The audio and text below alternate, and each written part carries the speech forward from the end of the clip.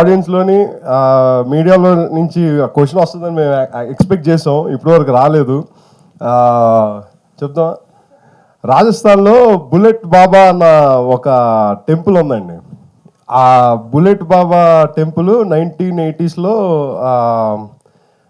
ఒక వ్యక్తి యాక్సిడెంట్లో చనిపోతే ఆ బైక్ యాక్సిడెంట్ స్పాట్ నుంచి ఎక్కడికో తీసుకెళ్ళి పెడితే మళ్ళీ వెళ్ళి అదే స్పాట్లో ల్యాండ్ అయిందంట. ఎలా ల్యాండ్ అయిందో ఎవరికి తెలియదు.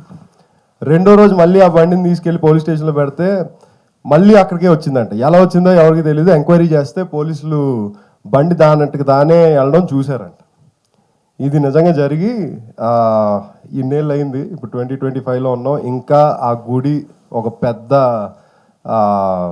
పెద్ద పెద్ద చాలా పెద్ద టెంపుల్ అది ఇప్పుడు.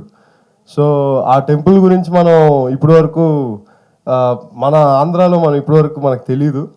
కానీ కొత్తపల్లికి దానికి సంబంధం లేదు. ఇది ఒక ఫిక్షనల్ స్టోరీ మాత్రమే.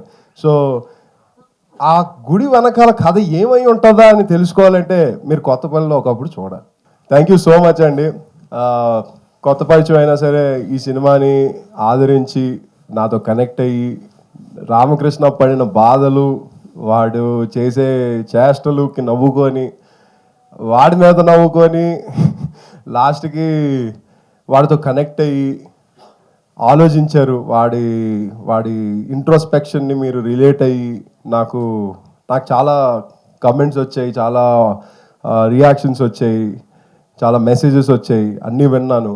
అండ్ నాకు అర్థమైంది ఏంటంటే మీరు నా క్యారెక్టర్కి, అందం క్యారెక్టర్కి, సావిత్రి క్యారెక్టర్కి, నాగమణి క్యారెక్టర్కి, రెడ్డి క్యారెక్టర్కి, అప్పన్న క్యారెక్టర్కి, అన్ని క్యారెక్టర్కి, ఈచ్ అండ్ ఎవ్రీ క్యారెక్టర్కి మీరు పర్సనల్గా రిలేట్ అయ్యి దగ్గరుండి చూసినట్టు మీకు ఫీల్ అయ్యారని నాకు అర్థమైంది. And I'm really happy. Thank you so much.